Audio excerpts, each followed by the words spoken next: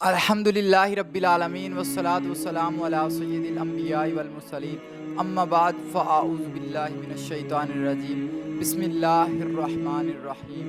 اللہ پاک نے قرآن مجید میں ارشاد فرمایا کنتم خیر امت اخرجت للناس تأمرون بالمعروف وتنہون عن المنکر۔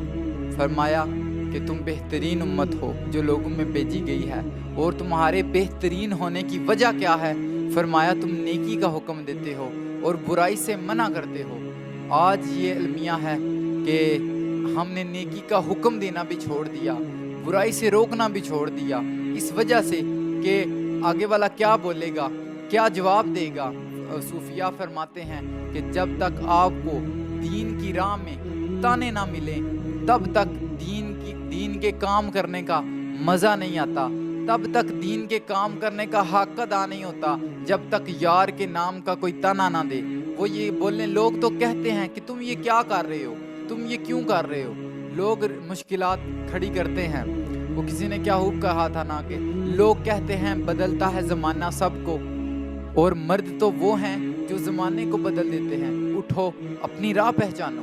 میں خصوصاً اپنے نوجوان دوستوں بھائیوں سے دلی طور پر دلی درد کے ساتھ یہ التجا کرتا ہوں کہ اٹھو، آپ دیکھو ان ہاتھوں کو پہچانو جن ہاتھوں نے آپ کے ہاتھوں سے قرآن چھین لیا، بلہ اور گیند تھما دیا، جن ہاتھوں نے آپ کے ہاتھوں سے حضور صلی اللہ علیہ وسلم کی احادیث کی کتب چھین لی اور موبائل آپ کے ہاتھ میں تھما دیا گیا۔ سوشل میڈیا کی یلغار آپ کو گناہوں کے بہت قریب لے کے جا رہی ہے۔ آپ اپنے پہچانو کہ ہمارا مقام کیا ہے۔ علامہ اقبال فرماتے ہیں کہ کبھی اے نوجوان مسلم تدبر بھی کیا تو نے، وہ کیا گردوں تھا جس کا تو ہے ایک ٹوٹا ہوا تارا۔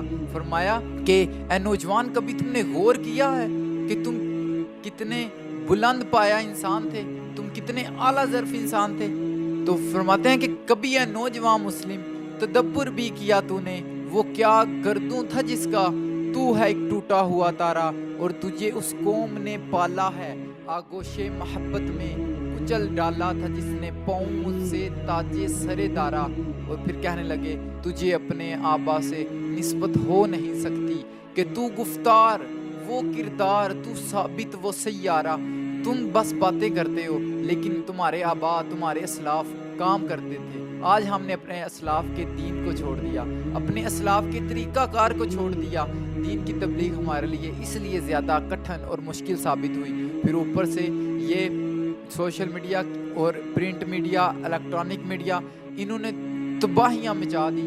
انہوں نے نوجوانوں کی زندگیاں برباد کرنے میں کوئی کسر اٹھا نہ رکھی۔ علامہ اقبال کہنے لگے کہ موتی علم و حکمت کے کتابیں اپنے آبا کی، جو دیکھوں ان کو یورپ میں تو دل ہوتا ہے سی پارا۔ کہتے ہیں کہ اگر میں اپنی اسلاف کی کتابیں یورپ کی لائبریریوں میں دیکھتا ہوں تو میرا دل ٹکڑے ٹکڑے ہو جاتا ہے کہ یہ تو ہمارے پڑھنے والی ہمارے کام کی چیزیں تھیں جن پر غیر قابض ہو گئے اور انہوں نے اپنی لائبریریوں کی زینت بنائی۔ تو فرمایا کہ ساری باتیں بھول جاؤ، اٹھو، وہ ہاتھ پہچانو جس نے تمہارے ہاتھ سے قرآن چھینا، حضور صلی اللہ علیہ وسلم کا فرمان چھینا، اور فرمایا کہ آگے بڑھو، دین کی تبلیغ میں، دین کی دعوت میں اپنا کردار ادا کرو۔ یہی حال ہے، یہی فرمایا کہ تم بہترین امت ہو۔ وجہ یہ ہے کنتم خیر امت اخرجت للناس، تمہارے بہترین ہونے کی وجہ یہ ہے کہ تأمرون بالمعروف وتنہون عن المنکر۔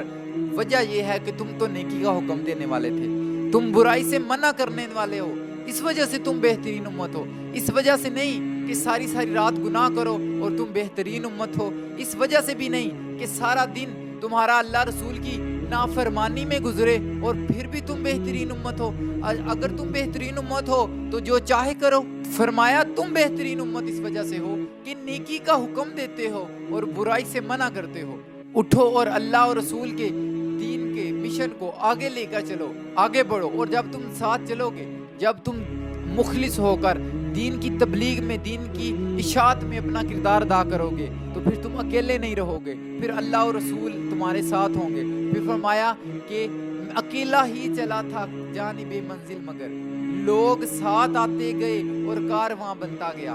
جب تم نیک اور مخلص نیت اخلاص کے ساتھ اچھی نیت کے ساتھ کام کرنا شروع کرو گے تو مخلص اور اللہ پاک لوگ، طہارت والے لوگ، اللہ پاک لوگوں کو تمہارے ساتھ ملا دے گا جو تمہارے ساتھ مخلص ہوں گے، اخلاص والے ہوں گے، کیونکہ اللہ ہرگز بدکار سے، ہرگز اس کی نافرمانی کرنے والوں سے اپنے دین کا کام نہیں لیتا۔ فرمایا تمہیں مخلص لوگ عطا کیے جائیں گے اور تم بڑھو، اٹھو اور دین کا کام کرو۔ اللہ کی بارگاہ میں دعا ہے کہ ہم اپنے مقام کو پہچانیں کہ ہمارا مقام کیا ہے۔ فرمایا کنتم خیر امت، تم بہترین امت ہو۔ کبھی سوچو ہم گناہ کرتے رہیں اور بہترین امت پوری زندگی نافرمانی میں گزر گئی، اور بہترین امت میری سمجھ میں جو بات آئی ہے وہ ہمارے بہترین امت ہونے کی وجہ یہ ہے کہ اللہ پاک یہ کہتے ہوں گے کہ تمہیں اپنا محبوب عطا کیا ہے اس لیے بہترین امت ہو، اس وجہ سے نہیں۔ تمہارا کمال کوئی بھی نہیں ہے،